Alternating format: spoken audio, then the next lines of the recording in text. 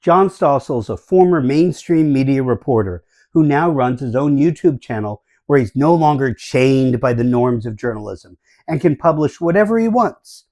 I've decided to do what an editor at a TV station would do and check his sources and conclusions. So let's look at his video, Climate Change Myths, Part 1, Polar Bears, Arctic Ice, and Food Shortages. I'll include clips from his video, and you can find a link to his original in the description. But first, I want to praise Stossel for including links to much of the data he uses in this video. That's surprisingly rare, and I'd like to see more of this. The era of global warming has ended. The era of global boiling has arrived. Global boiling? The world's doomed, I'm told. We're in the 6th mass extinction right now. I only wish someone could have warned us about this apart from every scientist for the last 50 years. Every scientist agrees. But here's the thing, they don't. Well, yes, they agree that the climate's warming. Climate changes. But scientists don't agree on the catastrophic claims activists and the media make. In this video and the next, we'll look at 7 myths about climate change, starting with the great polar ice sheets, which are melting faster than many scientists had anticipated. If global warming continues at the present rate, then the Arctic could already be ice-free by the summer of 2030. That's myth 1. The Arctic will soon be ice-free. We don't have decades. We hardly have years. These glaciers are on the brink, some already past the point of no return. If the entire Greenland ice sheet was lost, sea levels would increase by 7 meters. That's 22 feet. At just 6 feet, one storm surge could leave London underwater, says this BBC documentary. This could happen this century, they say. But is the ice really melting that fast? No. As we exit ice ages, you should expect some ice melt, but it's not happening at nearly the catastrophic pace that they claim. Heartland Research Fellow Linnea Lucan researches environmental threats. Since this video treats Linnea Lucan as an expert, it's reasonable to look at her credentials. She has a bachelor's degree in petroleum engineering, and her work experiences with Halliburton and the Heartland Institute, which is a right-wing don't think tank. This doesn't mean she's wrong, but she's not an expert on anything she's talking about and is paid by an organization that is further into climate denial than ExxonMobil, which is pretty extreme. She points out that studies in Arctic sea ice don't show a catastrophic decline, although ice has melted. It's really leveled off in recent years. A lot of the time when you are looking at these very alarming images, it seems like where'd all the ice go? There's no ice. There's all these walruses laying out on a stony beach. They should be on big icebergs. Well, it's because it's the summertime. And in the winter, it all comes right back to where it was before. All of it? In recent years, yeah, all of it. For the past 20 years, it's been largely stable. Here's a plot of Arctic sea ice volume from the Pan-Arctic Ice Ocean Modeling and Assimilation System. If you look at just the last 10 years, it looks like there might be a reduction in the rate of sea ice loss.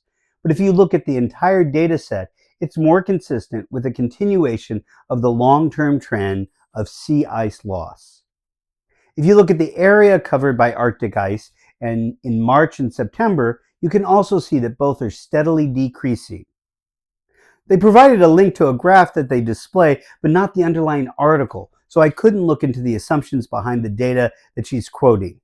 And anyway, this is just sea ice, ice in the water, not the total amount of ice in the Arctic. Almost all the Arctic's ice is on land, and this is the trend line for that ice.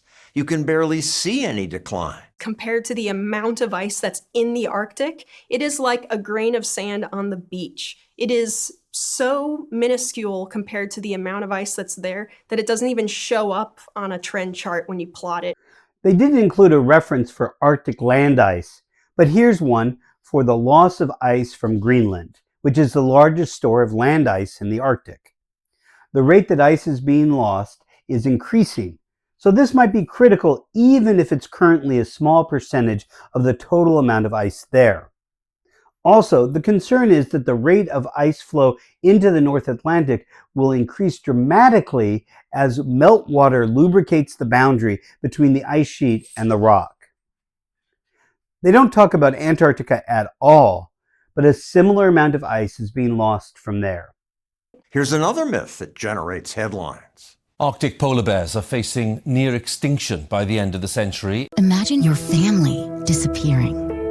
It's happening to polar bears right now. That's myth 2. Polar bears are going extinct. This is the worst one. Polar bears have increased their populations. Environmental groups ignore that increase to sucker you into giving them more of your money. Polar bears are an example of charismatic megafauna, animal species that are large with symbolic value or widespread popular appeal, and are often used by environmental activists to gain public support for environmental causes. They are just so cute. So yes, they are used by environmental groups to support causes that are important to polar bears, but also to protect the environment for everyone. When I looked for credible estimations of the polar bear population, every source said that it's difficult and pretty much impossible to get estimates before 1970. At that time, polar bears were under great pressure from sport and commercial hunting. In the 1960s and 70s, across the Arctic, laws were passed to restrict the hunting of polar bears, and populations rebounded a bit. This is a real conservation success story. But the baseline that they show is at a time when polar bear populations were under stress. So it's not great news that populations are only stable after the protections that were put in place. These environmental groups are really being sleazy. Absolutely, because the data is right there. It's not hard to find out that polar bears are fine. Here's what's unquestionably true. Polar bears depend on sea ice for hunting, and sea ice is disappearing. It would be hard to fathom how the loss of their habitat didn't negatively impact the bears in the decades to come. Pretty much every scientific body says that polar bears are threatened and that sea ice loss caused by climate change is the reason. So polar bears aren't going extinct. But I'm told we might. The UN is warning of mass extinctions and food shortages within this century. If global warming continues, climate change could create a massive global food shortage. That's myth 3. Our changing climate is already making it more difficult to produce food. There is no claim less true. Agricultural output keeps setting record highs. Food production has skyrocketed, even amid the modest warming of the past 100+ years. Agricultural output is incredibly complex. How much fertilizer do you apply? Did it rain at the right time or get too hot at the wrong time? Do you have a pest infestation? So climate is just one issue. You can't just look at the total output and draw any kind of conclusion. For instance, globally, fertilizer use has increased, and that could mask the issues that climate change is causing today. But the concern is not about worldwide agricultural output today, but local disruptions to the food systems today and what it's going to be like worldwide in 50 and 100 years. Extra carbon dioxide is good for food production. Well, we inject CO2 into greenhouses for a reason. It's because it helps to fertilize plants for faster and better growth. If we keep everything else constant, CO2 might help plants grow. But that's the thing with climate change. Things will change. Extreme temperature and precipitation are a much bigger factor. And NASA data show that the Earth has significantly greened over the past couple of decades, and that NASA even attributes to increased carbon dioxide fertilization. This study is interesting, but if you read the whole article that they quote, it also says, while rising carbon dioxide concentrations in the air can be beneficial for plants, it is also the chief culprit of climate change. The impacts of climate change include global warming, rising sea levels, melting glacier and sea ice, as well as more severe weather events. The beneficial impacts of carbon dioxide on plants may also be limited. Studies have shown that plants acclimatize or adjust to rising carbon dioxide concentration, and the fertilization effect diminishes over time. So the authors of the paper aren't touting increased CO2 as a good thing. The United Nations says Madagascar is on the verge of experiencing the world's first climate crisis famine. Climate crisis famine? No. Madagascar's problems are mostly caused by bad governance, corruption, cronyism, not climate change. A serious researcher wouldn't just write off a famine as the victim's fault, but dig a bit deeper.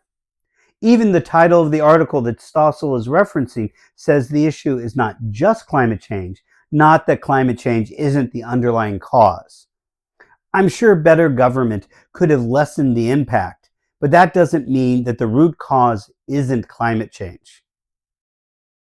But whenever there's a food shortage, or even when prices rise, the media blame climate change. Food shortages driven by the effects of climate change. We're going to see starvation and famine on multiple continents at the same time. It's very difficult to map any particular event, whether a flood or famine or fire, to climate change.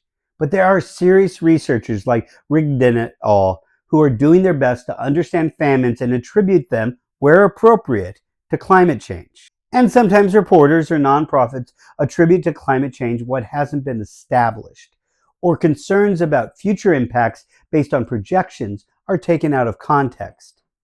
But an even bigger problem is to assume that the future will look like today. It's very clear that climate change is here and it will impact everything. We don't know all of the details, but the ice is melting and that this will impact the animals and plants that rely on it, including polar bears. It's also clear that weather patterns are changing as the world heats up. Maybe this will reduce harvests in Kansas while increasing them in Russia and Canada. At the moment, wealthy countries can easily manage the changes, but subsistence farmers in Madagascar can't just go to the supermarket and buy food produced elsewhere. So to Stossel and Lucan, the world is changing. Reporters and nonprofits might not get every detail right, and there are certainly some sensationalist stories out there. But the big picture, that ice is melting, species across the globe are being put under the most drastic pressure since the dinosaurs got whacked by an asteroid, and it will impact everything, including food production, is correct. You are guilty of what you're accusing others of, skewing the story to fit your worldview and attract attention, regardless of what the data say.